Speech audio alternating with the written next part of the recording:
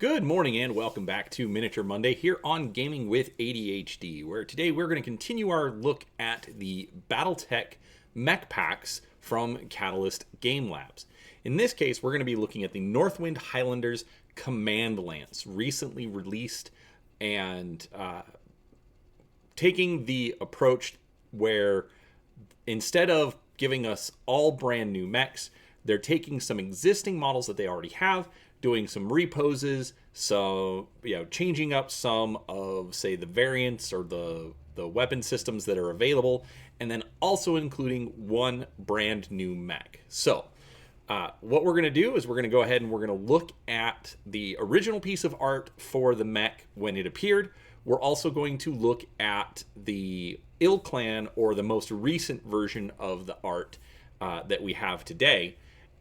And we'll kind of compare how the miniature stacks up to the art that we've got. Now, before we get into that, do make sure you're subscribed to the channel. I do have a few videos that come out each week covering all sorts of tabletop gaming content. And whether it's role-playing, miniatures, board games, anything in between, I'd love for you to come along and see what we have to share. So, with that out of the way, let's go ahead and get into it. Alright, so our first mech of the day is the Grasshopper, originally showing in 3025. As you can tell from this particular piece of art, it's interesting in that it has a missile system mounted in the head, but how well does it translate to the new art? Well, we still have our missile launcher in the head. I think this new piece where they've added kind of some extra targeting or something here in the front is an interesting choice. There are still the lasers in the middle of the torso and then also the lasers on the arms. Now, this is a jump capable mech, as you can see from the art. However, this mech is standing on the ground, as most of them are. Now, in this case, we've got a pretty good representation. It has a kind of a feel where it's both static and in motion. And I'll be honest, I mean, I don't have a whole lot to say about this guy. It fits the art very well, and I do like what they did with it. So it's a very solid, serviceable mech, fits in very well with Battletech, and is a good representation. I do notice that in the torso, it's removed the weapon systems from the lasers on either side. In fact, let's zoom in a little bit. Of course, then we have to wait for it to finish turning around. Again, good detail on these. Then we've got the weapons underneath the arms. And then this version adds some additional weapon systems up on the right torso, kind of changing up the profile a little bit. So, overall, good mech, and, there we go.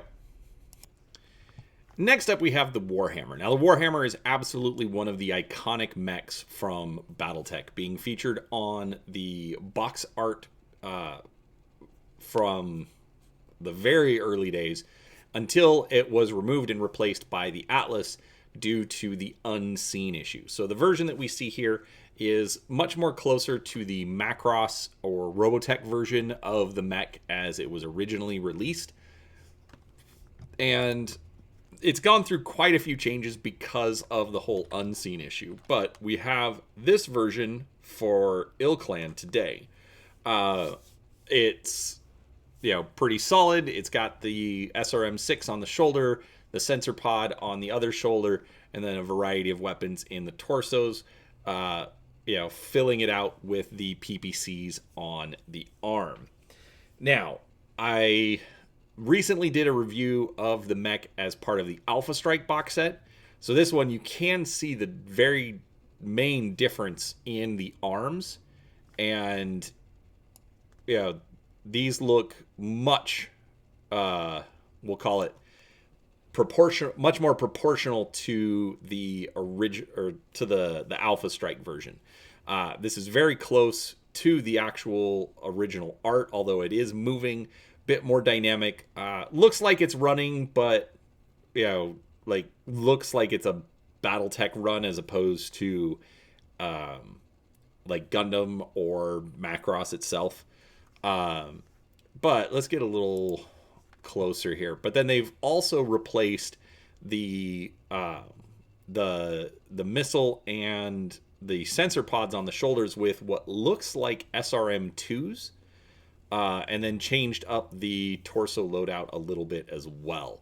So it's slightly different, but it still looks like a Warhammer. Honestly, I really do like these slight modifications that they're giving us. So a little bit new tooling, but not having to tool up a whole mech, so we get something a little bit different. While also,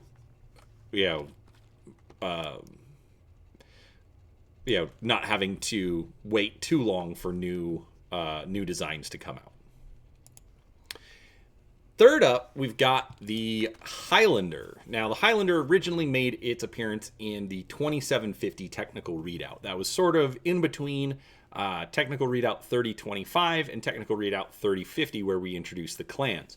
So they started adding in some new equipment, new weapon systems that had supposedly been lost through the ages. But there were supposedly a few examples still in existence, and the Highlander was one of those particular mechs. Having a Gauss rifle in one of the arms, which was a new piece of equipment, at least for the Battletech universe, or I should say a rediscovered piece of equipment. It's gone through a few changes, but it was never part of the unseen, so not too big a change, or not too many changes having to be made. But we then have this particular piece of ilClan art. Now, this one, I really like what they did with the arm. The railgun or the Gauss rifle is a lot more. Well, first off, it's defined in the art. The other one, it was kind of hidden behind some paneling. But this one, I like the actual design on it.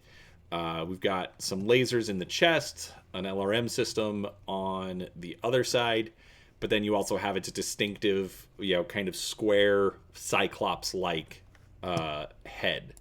Now, for this particular version, in all of the mercenary packs since Wolf's Dragoons, they've been adding a jumping variant. Now, yes, this is a Highlander. It is a 100-ton mech that can jump and step on your face. Okay, so I like what they did here. It's got a good pose in its jumping form. The feet look like they would be pointed down, like a normal person when they are jumping. So it's still dynamic even in its jumping pose.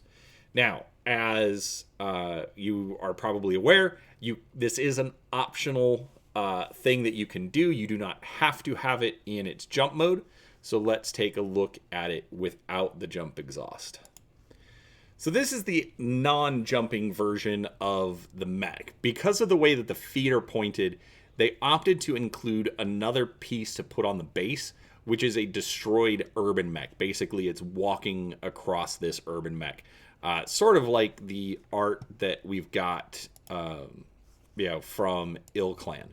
So I do like it. It is it's a little wonky because it sort of looks off balance. Like I wouldn't expect a mech pilot to be standing on a mech like that, where now its feet are not necessarily level on the ground.